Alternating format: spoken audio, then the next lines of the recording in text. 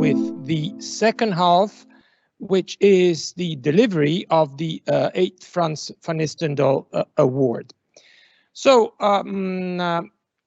this is the first time, as I said, that Frans doesn't deliver himself the Laudatio.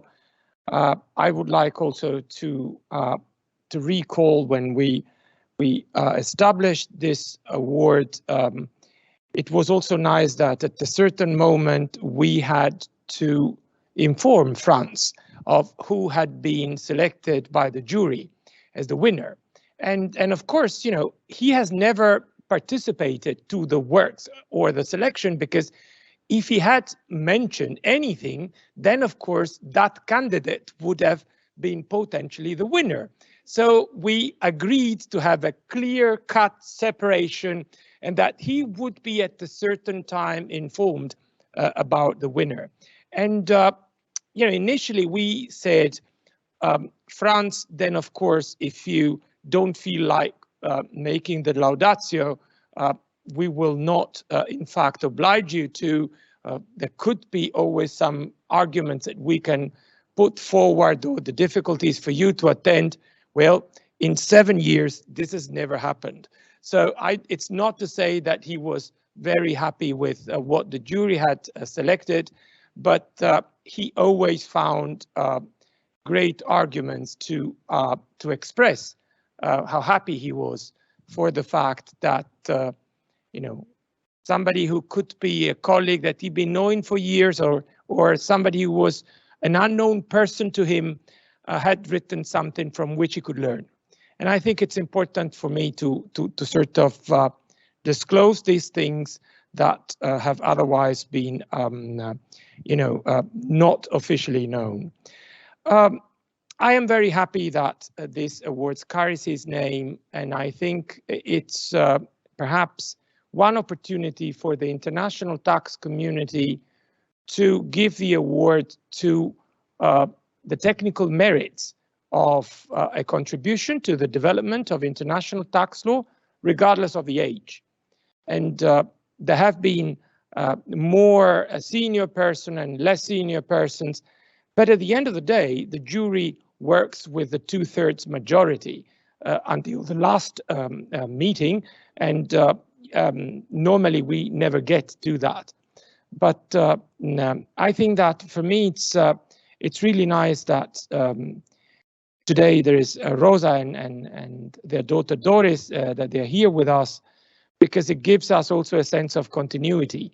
Of course, you know, I will not ask Rosa to make the Laudatio, but I have several times profited from her wisdom in the many times that we have met.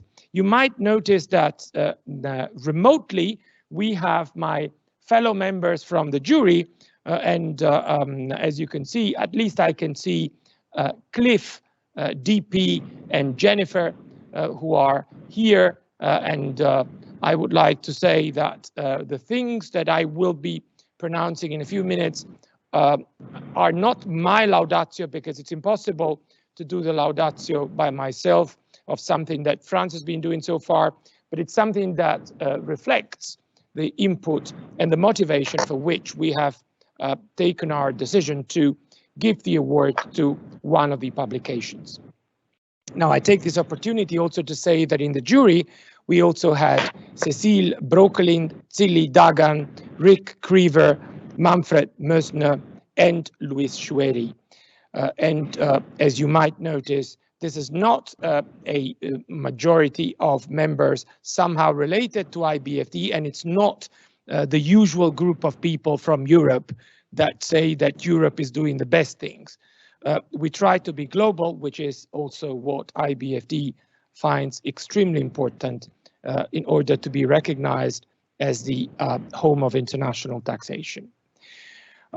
In the tradition of IBFD is the Frans Vanistendael Award, we have first a mechanism that brings together nominations and also applications.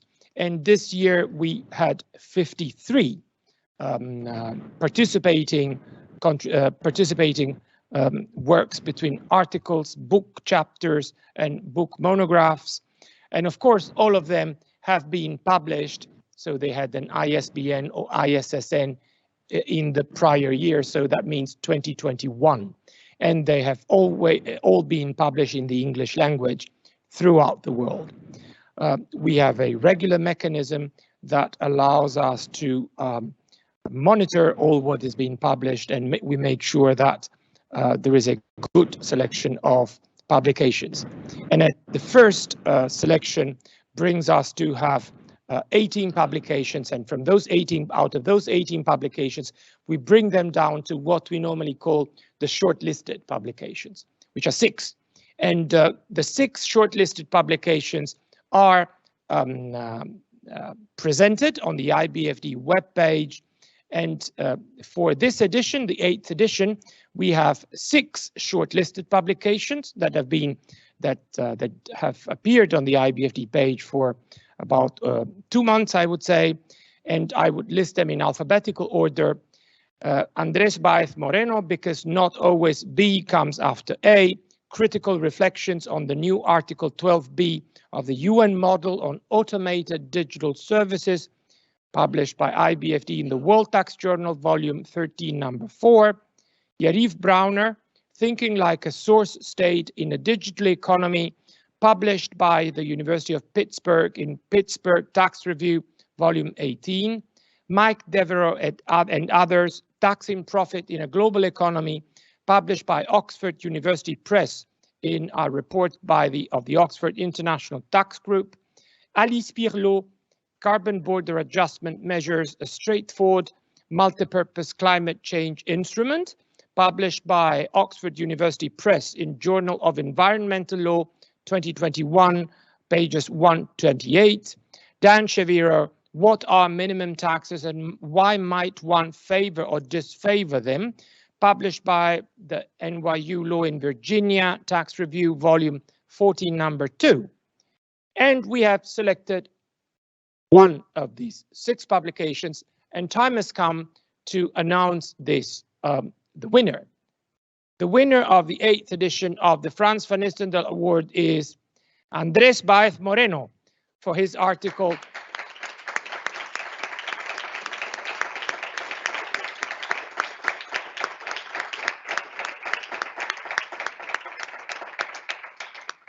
Because not always B comes after A, critical reflections on the new Article 12B of the UN model on automated digital services.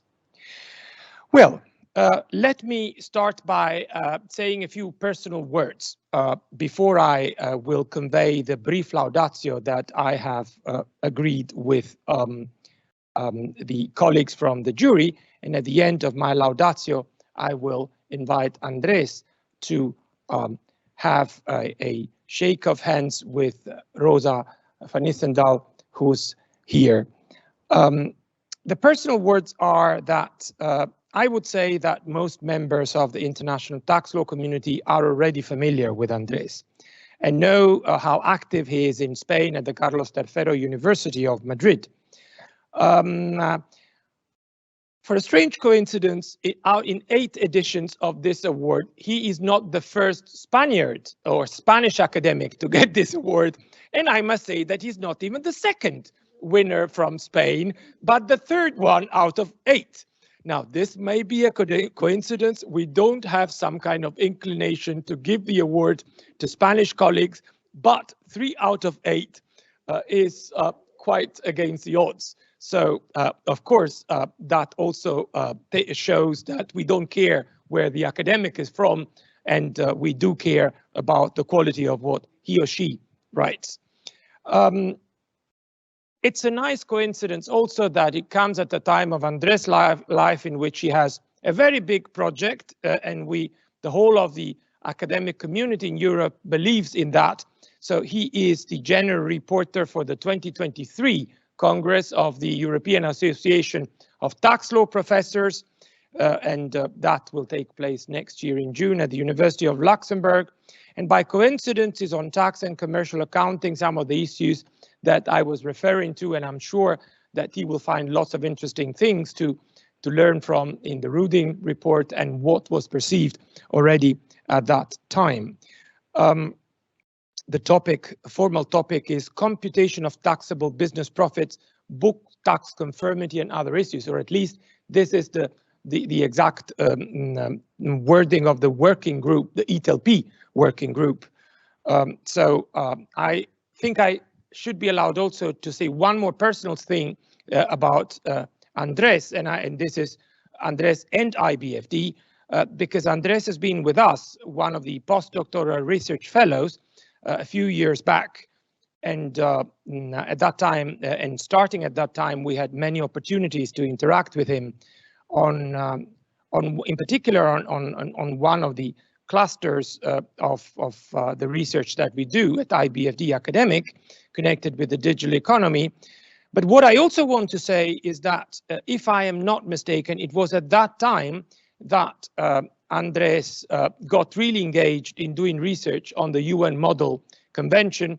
I remember those days, Andrés, and I don't want to disclose too many personal matters, but we said that it would be really important, if we wanted to be inclusive, also to have due consideration for what was done by the UN and also get more engaged into that. Now, I see, Andrés, and as I said, this is not part of the Laudatio, but these are my personal remarks. I see that this winning publications is the latest stage of development of your line of research on this.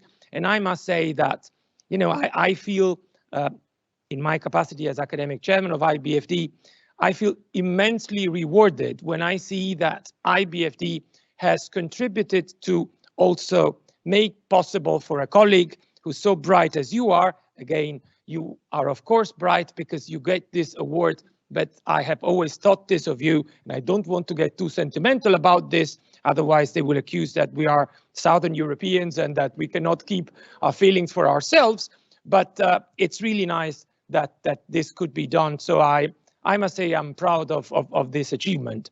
And I think that you also remember the days in which you and Yariv were sharing your ideas and Yariv's ideas on whether the mechanism based on a withholding tax for the digital economy could work as a toll-free mechanism or on a standalone basis. Well, I think that what you have produced with this article is really making the difference, because some people may say that the focus of your article is narrow, but in fact, you have left nothing more that could be said. You have thoroughly analyzed all the relevant issues, and you have shown that also work related to the UN model would be worth such an in-depth analysis. And I think that even if your publication is perhaps not directly on the famous OECD pillars, it provides such a comprehensive study of something that is particularly important for the world, and for the world to be inclusive, because the world international equilibrium and whether, you know, the transition that we are experiencing right now will be a long-lasting one, that also depends on the fact that we duly take into account all the issues that could be relevant from the different group of countries and not just from some. This is what can make an inclusive and long-lasting balance in the allocation of taxing powers. Now, getting out of my personal dimension and more into the official Laudatio, I think that your analysis is particularly important for the international scientific community of tax law to provide an input on the critical issues that arise in connection with the erosion of the concept of physical presence in the changing international architecture. The jury found that your thorough, balanced, comprehensive and original analysis of all relevant issues falling under the scope of your article are really outstanding and are an example of what could be useful to be taken into consideration under the edges of the inclusive framework to contribute to to international tax justice and also to solutions that are not just possibly good for some countries and perhaps too sophisticated, but that they are potentially successful and sustainable practices for the global perspective.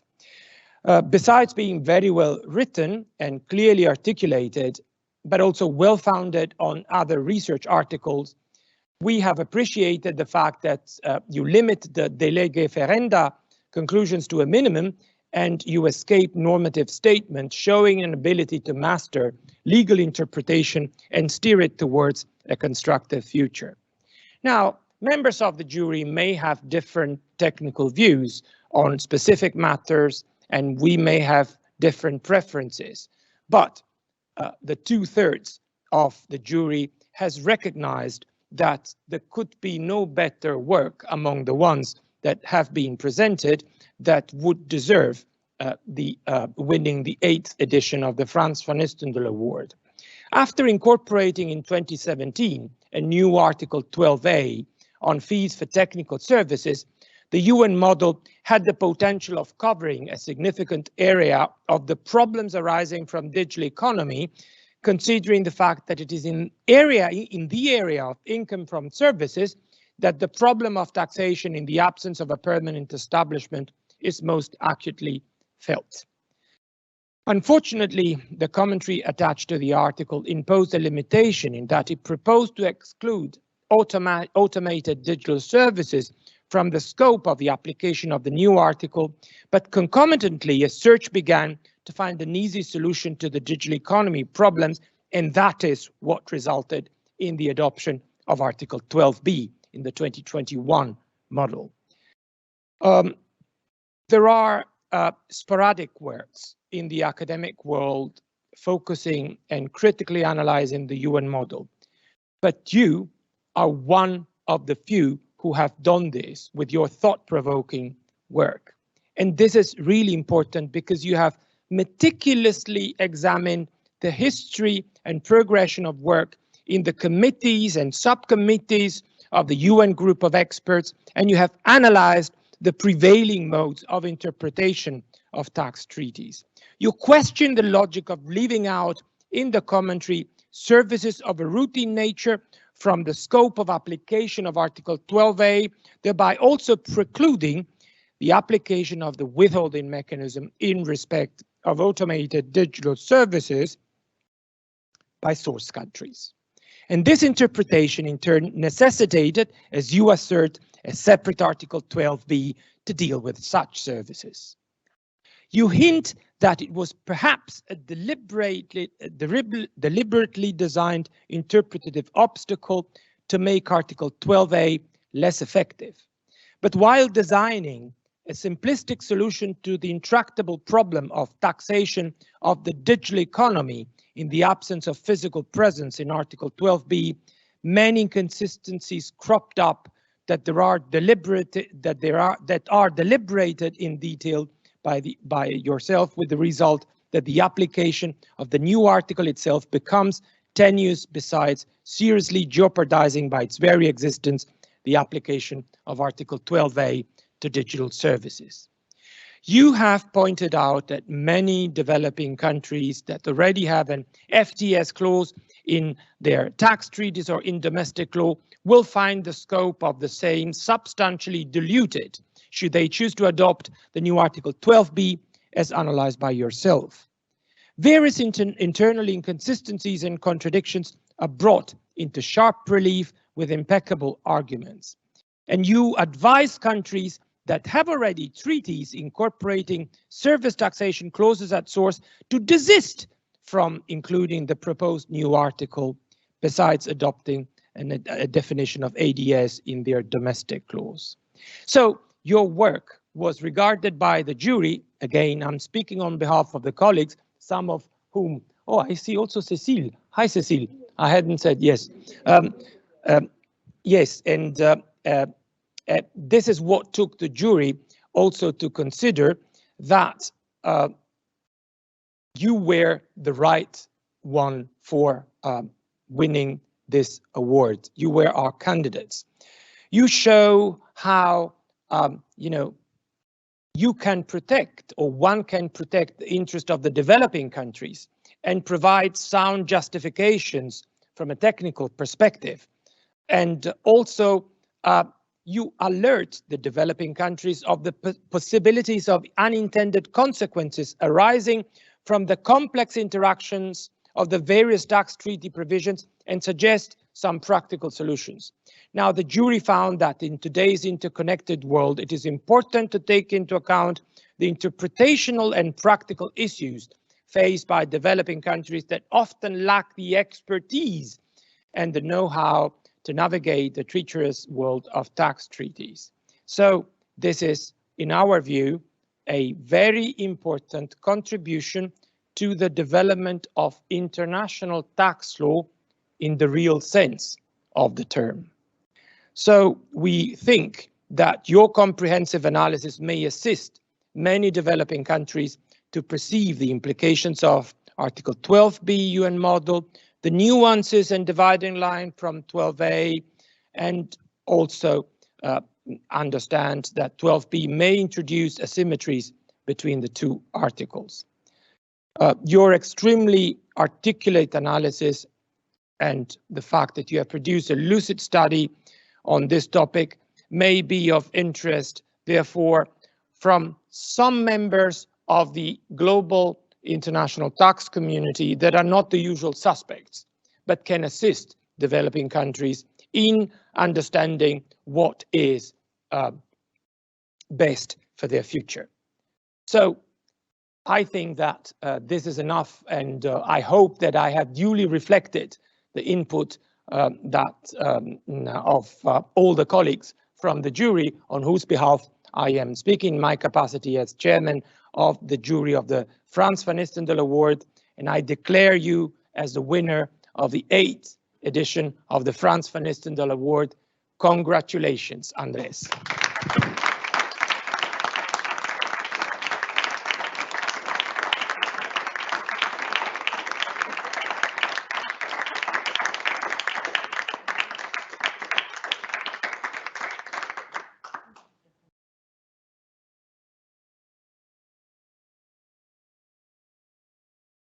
So, you know, Dennis is always the one who helps us.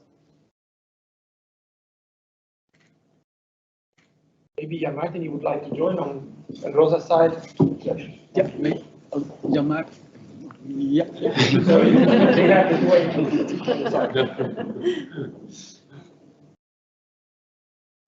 Yep.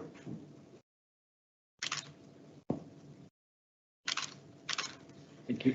Okay, Andrés, so now the floor is yours. We're all willing to hear.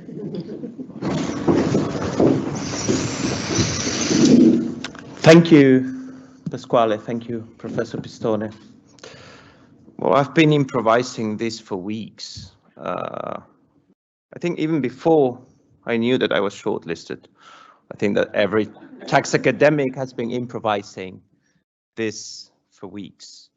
And well, improvising that, I had a view to the videos of former editions, which we had the same or similar ceremonies. And I saw that in the last two ones, we had a common desire of Professor Pistone and also of the awardees to celebrate this traditionally in person, like we're doing here today. So this is a motive of celebration. However, these last 3 years, I would say, have been tough. And particularly for the international tax community, this last year has been very tough. We lost Professor Tipke 1 year ago. Then some days later, we lost Professor Dieter Berg.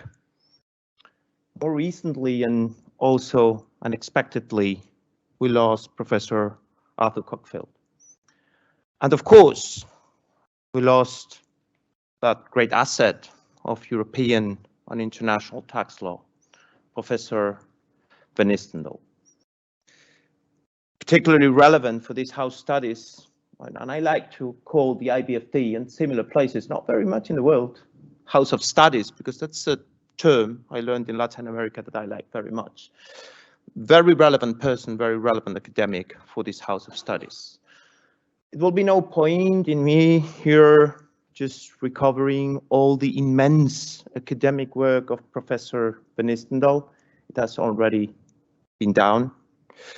I'd just like to repeat something I've been thinking in the last weeks, the last months really.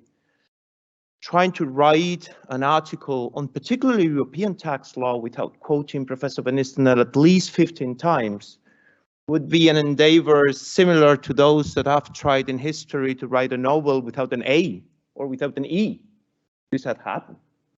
Well, the novels were written, they were very bad, really. The exception of Gatsby, which is a little better.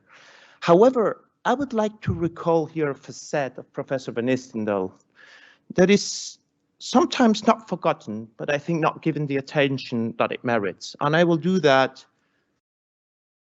with a story that I witnessed a couple of years ago, most years than I want to count, really. We were in Leuven, in the moot tax court. Already everything was down, also the final. So it was just this feedback session with the students that was pending.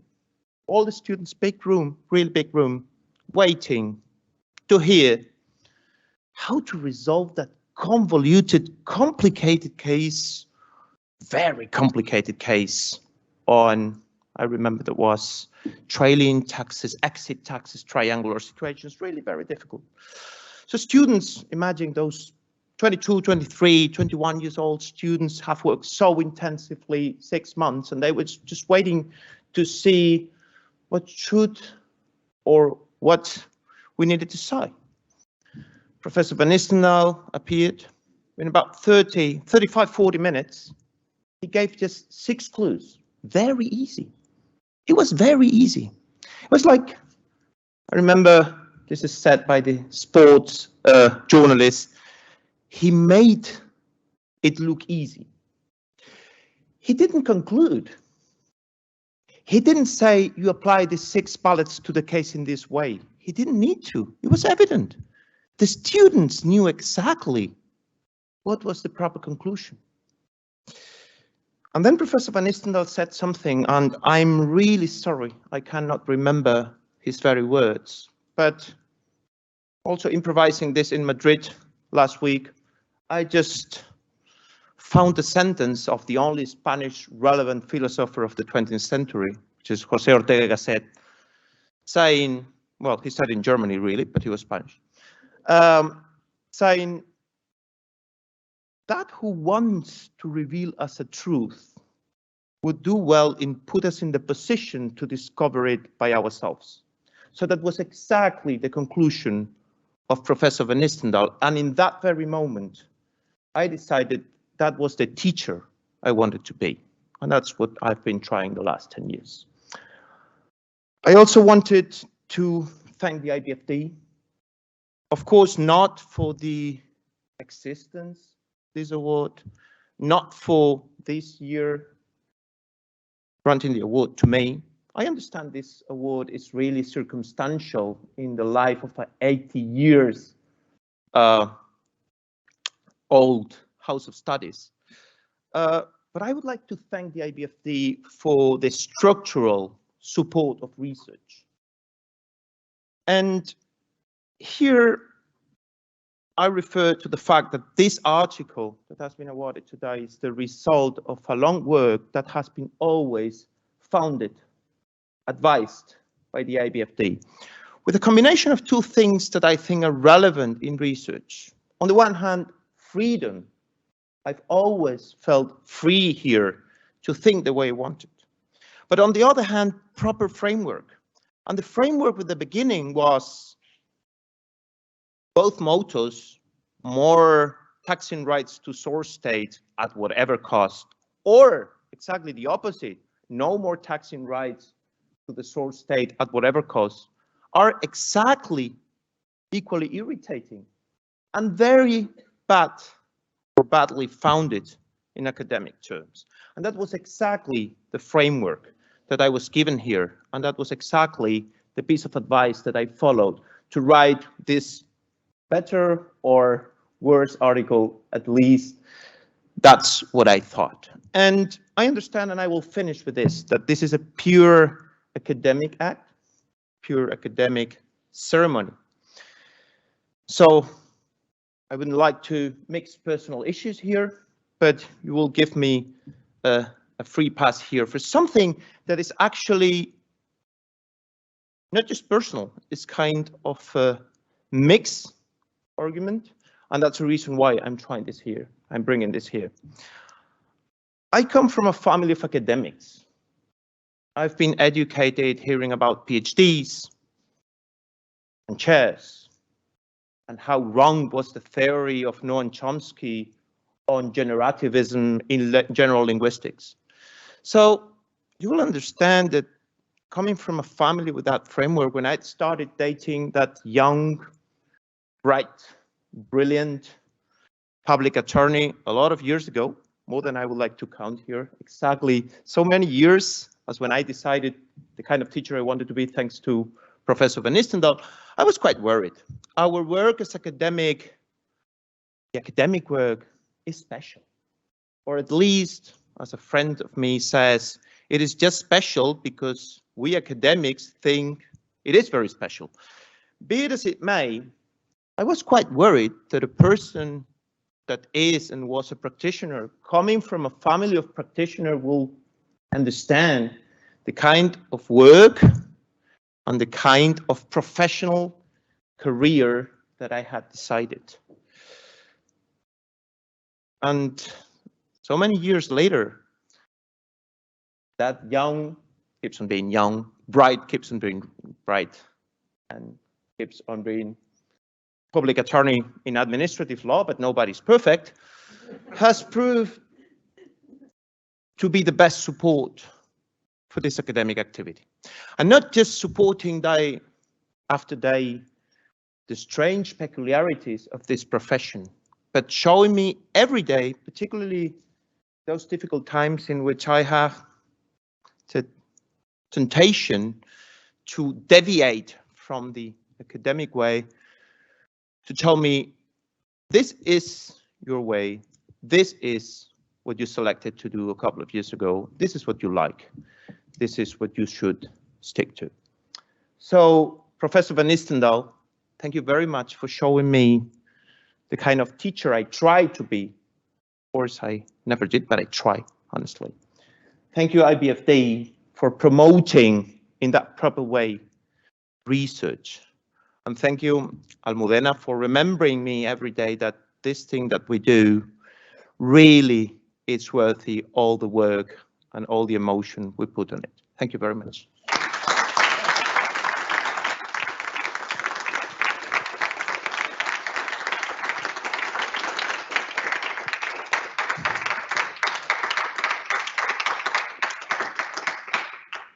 I'd like to add my words of congratulations to the young awardee and my thanks for this beautiful talk of acceptance, including the introduction of the term House of Studies for IBFD. We will use it. Thank you. Next to the Home of International Taxation will be the House of Studies. I like that. Thank you. We have come to the end of this afternoon in honor of Frans Vanistendael. Thank you all for your attendance. A special word of thanks, of course, to the speakers and to the moderator, Professor Pistone, and to my IBFD colleagues, also very much on behalf of Pasquale, Jolanda, Sigrid, and Dennis for making this event possible. If you wish, there will be some drinks afterwards outside for you to reflect on what has been said today, to maybe share some personal memories of Frans, or to celebrate your new won award. For now, thank you and safe travels home. Thank you very much.